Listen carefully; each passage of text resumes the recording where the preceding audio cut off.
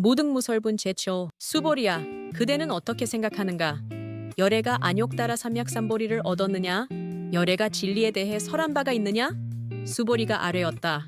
제가 부처님의 말씀을 이해하기로는 정해진 법이 없는 것을 안욕 따라 삼약삼보리라고 해야 하며, 역시 정해진 법이 없는 것이 열애께서 설하신 것입니다.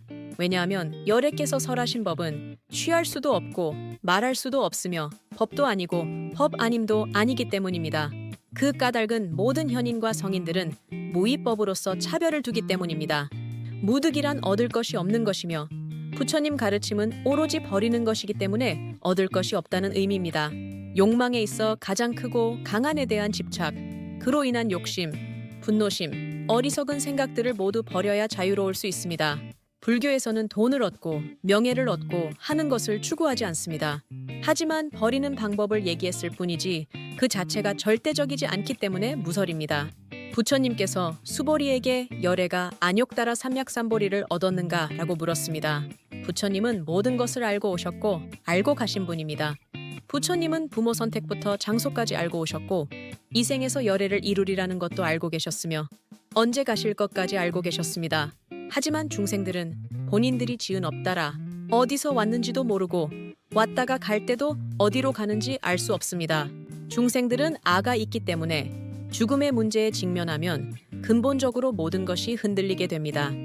위없는 바른 깨달음이란 무아와 공성이며 부처님께서 열애가 얻은 진리가 있는가라고 수보리에게 물으신 것은 진리의 공성에 관해 물어본 것입니다. 열애가 말한 바 법이 있느냐? 여기서 법은 진리란 의미이며 열애가 말한 바 영원하게 고집된 실체가 있느냐, 자성이 있느냐는 의미입니다. 대승정종분에서 설명한 것처럼 반야심경의 오온계공, 즉 중생이 나라고 믿는 몸은 인연 따라 모인 오온이고 언젠가는 없어질 수밖에 없는 자성이 없는 것입니다.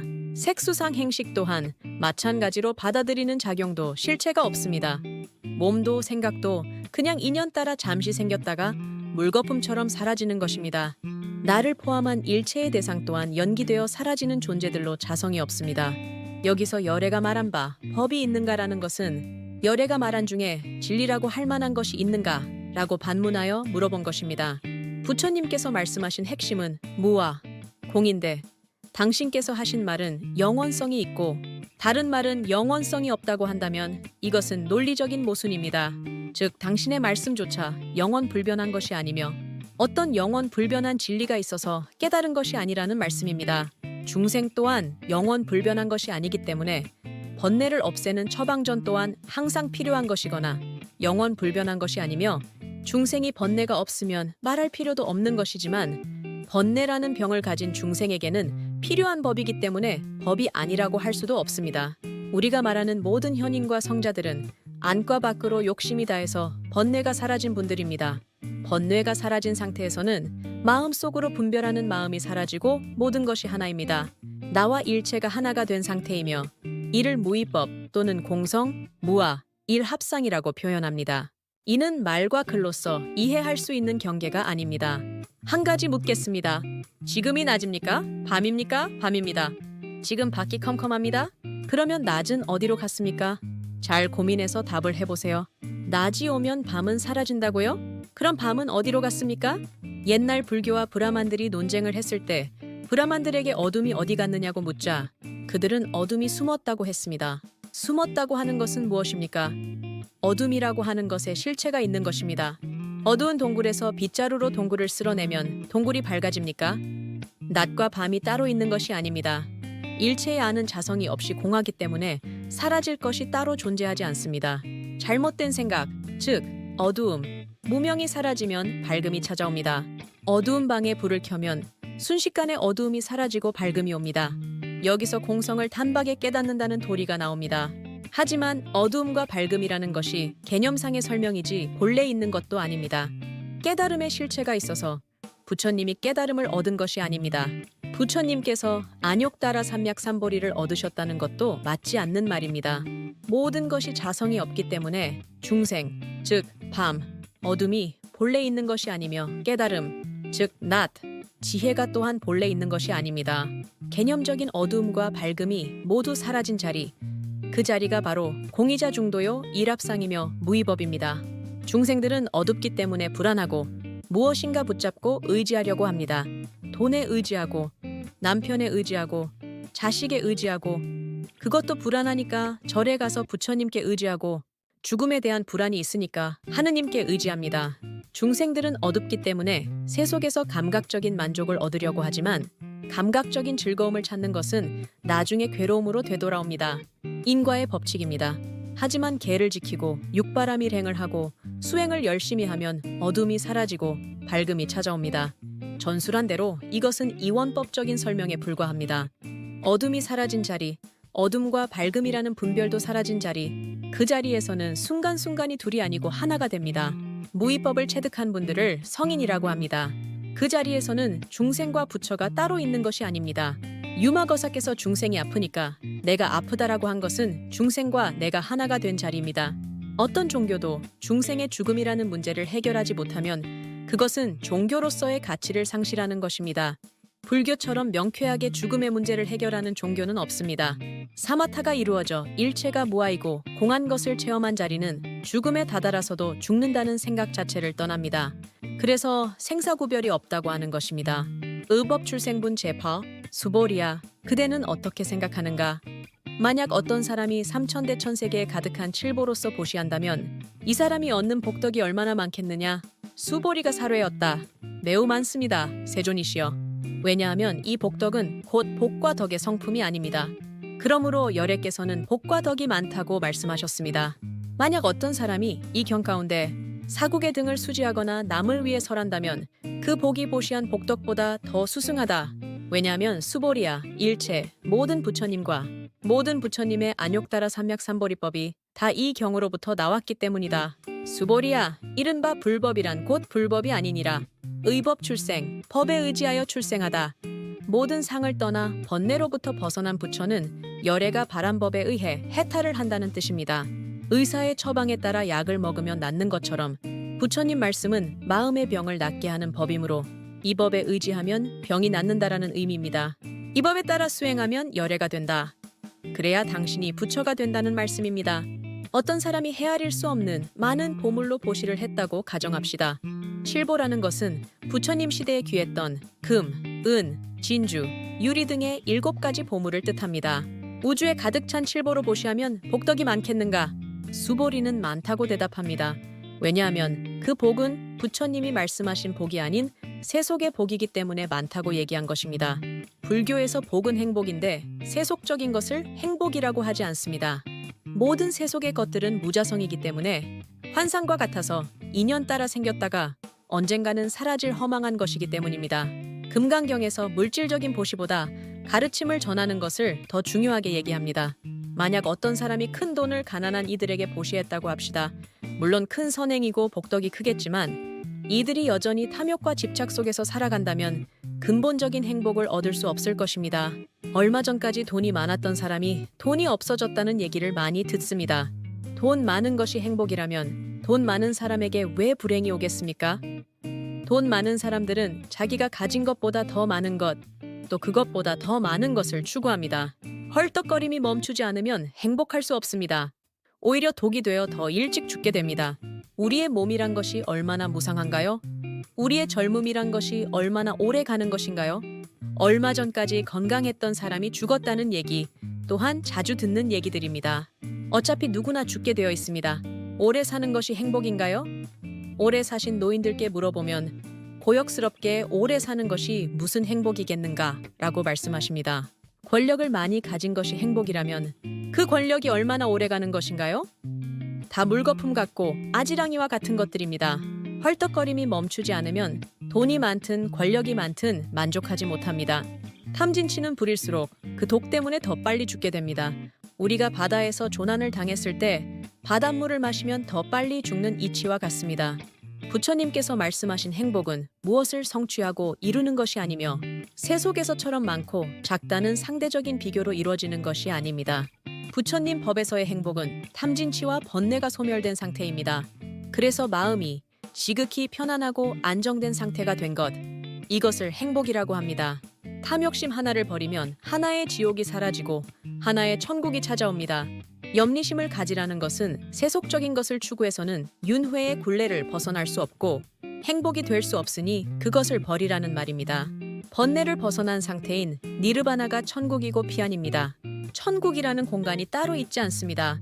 불교에서는 증명할 수 없는 불멸의 아트만이 존재해서 보이지도 증명할 수도 없는 천국에 간다고 말하지 않습니다. 모름지기 불교를 믿는다 하면 탐진치를 끊고 청빈함으로 돌아가야 합니다. 세속에 살면서 욕심 부리지 않고 적게 먹고 부지런히 벌어서 좋은 일에 많이 쓰고 어려운 사람, 필요한 사람에게 많이 베풀라는 것입니다. 세속의 복은 화와 복이 반복되는 것이지만 공덕은 욕심을 버려 번뇌가 다한 것이기에 다를 수밖에 없습니다.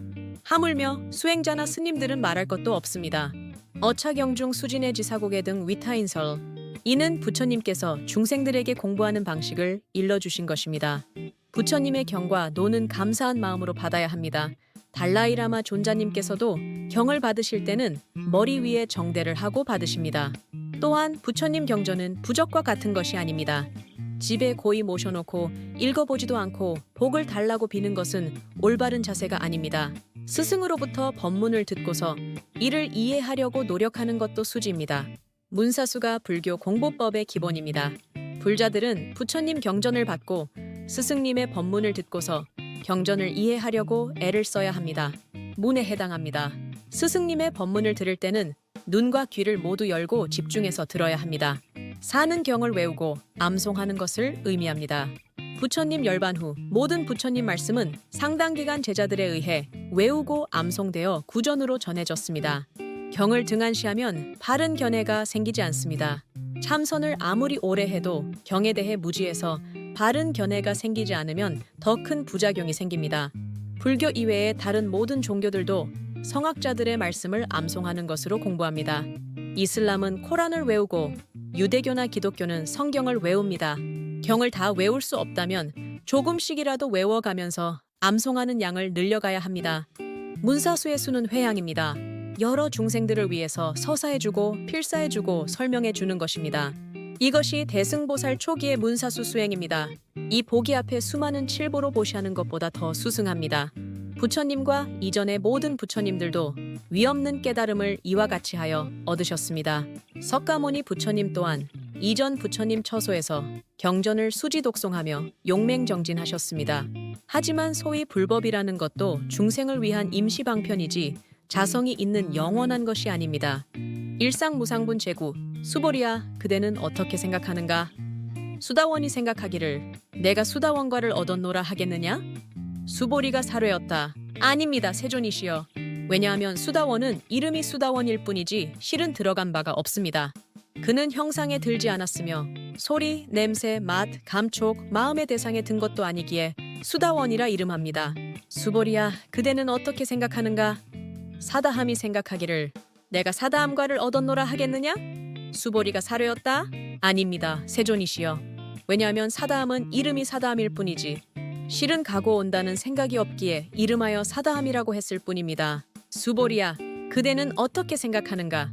아나함이 생각하기를 내가 아나함과를 얻었노라 하겠느냐? 수보리가 사뢰었다. 아닙니다, 세존이시여.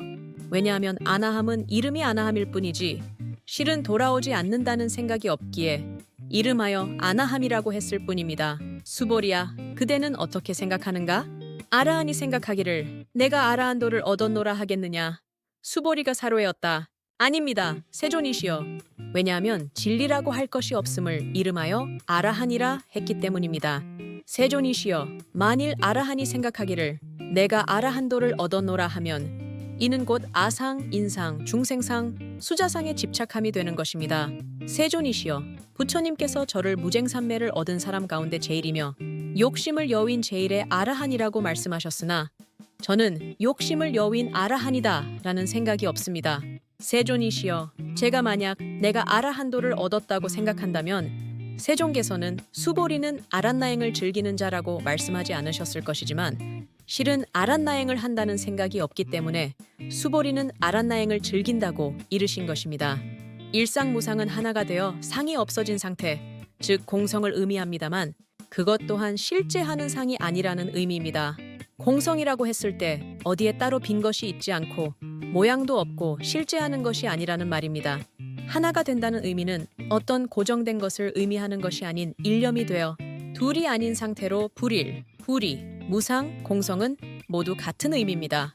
어떤 스님이 모든 것은 하나로 돌아간다고 하자 조주 스님이 그럼 그 하나는 어디로 가는가? 하고 묻습니다. 이 화두는 생각의 이전, 우주가 발생하기 이전, 즉 자성이 없는 빈자리, 공성을 의미합니다. 중론에서 의미하는 하나도 둘도 아닌 상태입니다. 부처님께서는 초전법륜에서 수다원, 사다함, 아나함, 아라한 등 수행의 4가지 단계를 말씀하셨는데 금강경에서는 수행의 4가지 단계를 공성의 측면에서 설명하십니다. 수다원은 임류라고 합니다. 태국, 미얀마, 스리랑카 등의 남방불교에서는 7세에 출가해서 10선계를 받습니다. 그때부터 15년 정도 경을 배운 뒤 20세 무렵에 비구계를 받고 사마타 비파사나 실제 수행에 들어가는데 이를 수다원이라 하며 성인이 되기 위해 합류한 것입니다. 속세에서는 좋은 모습, 냄새, 소리, 촉감, 생각 등에 집착하는데 이런 것을 떠난 상태입니다.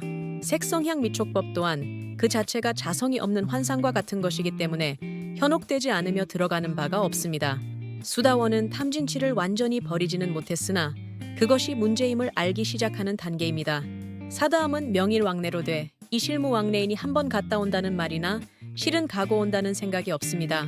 생각이 한 번 일어나기는 하나 다시 사라지기 때문에 가고 옴이 없습니다.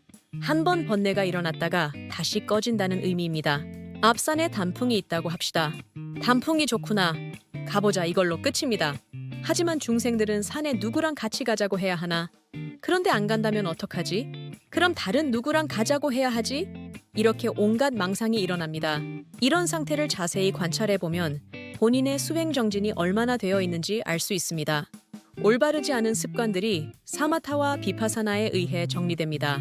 사다함 경계에서는 한 번 생각이 일어나지만 아니네 하고 바로 사라집니다. 실제 오고 간 것이 있었던 것이 아닙니다. 도인들은 그 순간만 압니다. 중생들의 잘못된 행동을 보면 순간 꾸짖을 뿐이지 상을 내거나 그 상황을 오래 끌고 가지 않습니다. 사다함은 번뇌가 올라오지만 금방 사라지는 단계입니다. 아나함은 오지 않는다는 말이나 실은 오지 않는다는 생각이 없습니다. 앞산에 단풍이 있다고 합시다. 아나함은 단풍이구나, 가을이 왔구나 합니다. 어디를 가야겠구나 하는 생각이 없습니다. 하지만 단풍이 붉고 노랗고 하는 것을 다 알고 있습니다. 중생들이 잘못하는 것을 보더라도 분노심이나 번뇌가 일어나지 않지만 다 알고 있습니다. 이 또한 어떤 것이 얻어진 상태가 아니라 비워진 상태입니다. 아나함은 세속적인 집착과 탐진치가 거의 사라진 상태입니다. 감정이 흔들리지 않아 항상 평상심을 유지합니다. 아라한은 의지하는 법이 없습니다. 오고 가는 것도 없고 배워야 할 법도 없습니다. 신이든 돈이든 권력이든 몸이든 생사든 초월한 상태이며 모든 번뇌가 다한 상태입니다. 만일 아라한이 내가 아라한이요 한다면 아상, 인상, 중생상, 수자상에 집착하는 것입니다. 아가 있기 때문입니다. 내가 아라한이라고 하는 사람이 있다면 그 사람에게 물어보세요. 아라한도를 이룬 사람이 있는가라고.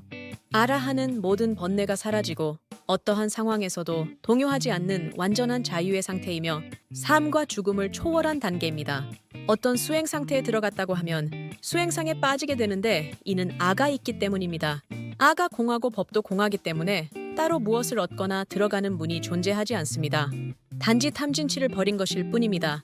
무엇을 얻고자 하는 욕심을 갖고서 깨달음을 얻으려고 한다면 이것은 논리적 모순입니다. 욕심을 버리지 않고 아를 그대로 두고서 어떻게 공성을 깨달을 수 있겠습니까? 깨달음은 따로 얻거나 통과할 문이 있는 것이 아니라 욕심과 번뇌를 버린 상태입니다. 사마타를 깊이 한 상태에서 선정에 들어가면 자신이 감각적으로 해왔던 일들이 잘못되었다는 것을 알게 되는데 이를 바른 알아차림이라고 합니다. 옳은 생각이든 그릇된 생각이든 생각을 들여다보고만 있는 것이 아니라 부처님 경전에 대한 바르고 깊은 공부가 있어서 바른 견해가 있어야만 가능한 일입니다. 수다원, 사다함, 아나함, 아라한 모두 실체가 있고 들어가는 문이 있는 것이 아니라 비워버린 단계를 의미합니다. 오온조차 공한데 하물며 대상이겠습니까? 어떤 것도 자성을 갖고 있는 것은 없으며 인연 따라 일어났다가 사라지는 환과 같은 것입니다. 수행을 한다 함은 모두 비워내기 위한 작업입니다. 절을 하는 것, 보시를 하는 것, 공양을 하는 것, 경을 읽는 것, 명상을 하는 것 모두 마찬가지입니다. 비워내지 않으면, 내가 무엇을 얻었다고 생각하면 이것은 법집이요 실제 얻은 것이 없는 것과 같습니다. 무쟁산매는 머릿속으로 다투는 것이 없이 번뇌가 없는 일념이 된 상태입니다. 부처님이 수보리에게 무쟁산매를 얻은 사람 가운데 가장 으뜸이라고 한 것은 욕심을 여인 가장 으뜸가는 아라한이라는 말씀인데, 수보리는 욕심을 여인 아라한이라는 생각을 하지 않습니다. 만약 수보리가 내가 아라한과를 얻었다고 한다면 부처님께서 수보리가 아란나행을 좋아하는 사람이라고 말씀하시지 않았을 것입니다. 수보리가 실로 아란나행을 한다는 생각이 없기 때문에 부처님께서 수보리가 아란나행을 좋아하는 사람이라고 말씀하신 것입니다. 수행의 공성에 관한 내용입니다. 수행에서 본인이 어떤 문을 통과했다거나 어떤 것을 얻었다고 하면 아가 있기 때문에 실로 얻은 바가 없습니다. 수행은 처음부터 끝까지 버려야 하는 도리입니다. 깨달음은 증명서가 필요하지 않습니다. 성자가 되는 것의 핵심은 나라고 생각하는 것과 대상으로 인식하는 것에 속지 않는 것입니다. 내 몸에도 속지 않고 내 생각에도 속지 않아서 생각으로 일어나는 모든 것들이 전부 허망하게 일어났다가 허망한 것으로 사라지는 줄 알면 되는 것입니다.